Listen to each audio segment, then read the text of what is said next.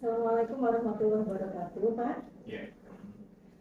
Mohon izin, Bapak, saya selaku calon guru penggerak mendapatkan tugas untuk mewawancarai Bapak seputar tentang bagaimana mengambil keputusan yang bersifat dilema etika. Mohon izinnya ya, Pak ya.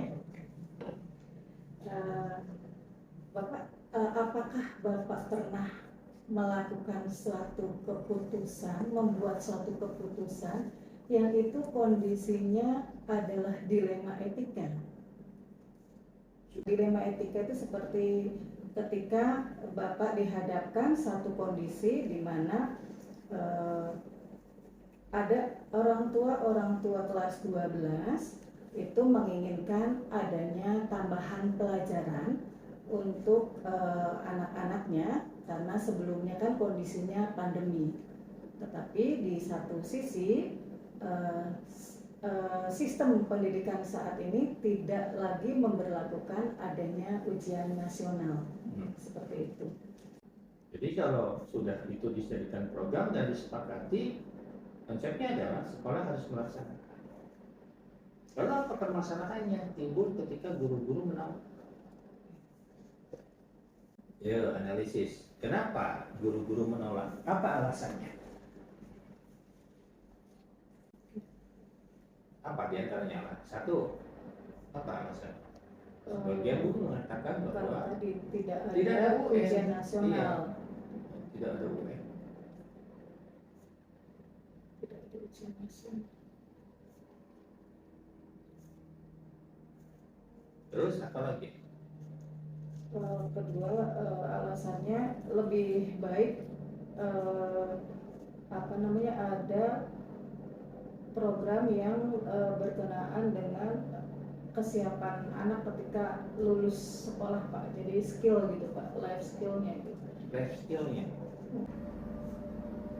Kalau saya berarti bisa menyimpulkan dari alasan itu bahwa guru tidak berpikir berkembang, tidak berpikir bahwa kesempatan pertemuan itu bisa dimanfaatkan untuk banyak hal. Jadi guru harus berpikir lebih terbuka lagi. Terbukanya itu gimana? Terbukanya gimana? Ketika sekolah menyampaikan program bahwa anak itu perlu dipersiapkan 8 bulan itu waktu tersisa yang harus diefektifkan untuk semua kompetensi anak-anak, maka sekolah meminta support dari orang tua. Orang tua sudah menjanjikan support itu ada, berarti kita harus memberikan bukti bahwa program itu kita lakukan. Selama menemukan adanya resistensi, resistensi guru-guru terhadap apa yang saya lakukan, apa yang saya putuskan. Nah, di sini komunikasi tidak begitu bagus. Nah, Pak, setelah melakukan analisis, Pak, analisis artinya kenapa sampai kemudian tadi ada dua permasalahan yang dihadapi dan harus mengambil suatu keputusan bagaimana. Nah, setelah menganalisis itu langkahnya apa lagi, Pak? Kan waktu itu harus langsung dilakukan sesuai dengan penjadwalan. Membuat keputusan itu ya, Pak, ya. Keputusan. Membuat keputusan untuk abaikan yang menolak, yang tidak terlalu penting-penting amat untuk yang menolak. Dan pun kalau diikutkan enggak berkontribusi positif. Untuk tadi kan berarti prosedur dalam membuat keputusan itu adalah yang pertama menganalisis dulu, Pak, ya, menganalisis kondisi, kemudian membuat keputusan. Nah, setelah itu apakah ada refleksi yang dilakukan, Pak? Ada.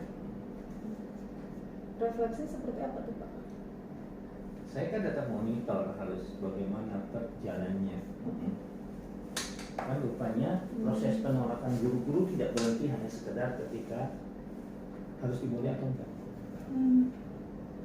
Nah, pada saat pengambilan keputusan itu, apakah ada keterlibatan pihak-pihak lain? Oh iya. Itu pihak lain itu siapa saja Pak kalau boleh tahu Pak? Iya, saya punya lokasi yang terkait dengan apa yang dipermasalahkan. Saya akan menyampaikan banyak hal. Kemudian juga kita akan membicarakan dalam lokasi ada seperti Itu manajerialnya Pak ya. kemudian TU juga karena tadi bicara soal pangan, keuangan, terserah ini. Dan beberapa guru yang saya nanti akan mintakan masukan. Kalau komite Pak, pengurus komite diikutsertakan atau enggak jangan seperti itu? Dalam yang hal yang ini tidak. Oh, tidak disertakan. Pak, pertanyaan berikutnya Pak. Setiap kali mengambil suatu keputusan ketika dihadapkan pada masalah-masalah seperti ini Pak, dilema etika itu, apakah selalu ada tantangan Pak yang dihadapi? Ada kadang-kadang bicaranya tantangan terbesar saya itu apa ya?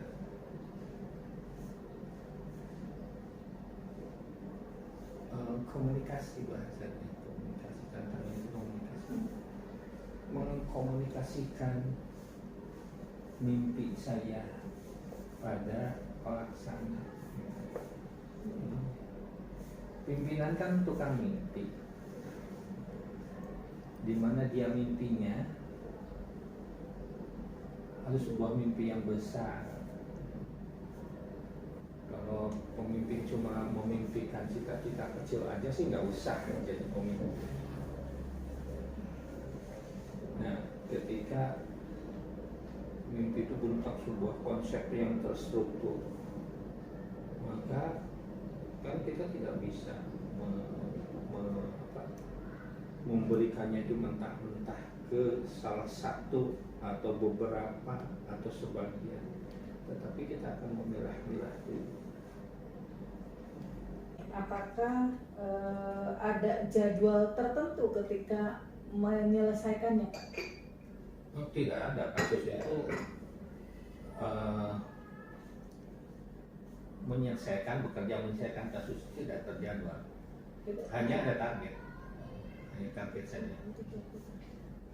Nah Pak, kembali ke kasus yang tadi Pak, kalau sampai kasus itu terendus oleh wartawan atau LSM dan viral, itu menurut Bapak seperti apa Pak? Nggak masalah. Nggak masalah ya Pak, ya karena kan sebetulnya tidak ada yang salah di situ ya Pak. Tidak masalah. Bahkan kemarin ada wartawan tanyakan, sampaikan aja. Pak, satu pertanyaan lagi Pak berkenaan dengan keputusan tadi kan sudah direfleksikan tuh Pak. Nah, nanti untuk tahun depan akan digunakan lagi nggak Pak program itu Pak? Program apa? Program yang tadi itu. Program tadi. Iya. Ya, kita lihat sekarang saya sedang mengajak komite untuk perubahan anggaran, perubahan program. Terima kasih banyak.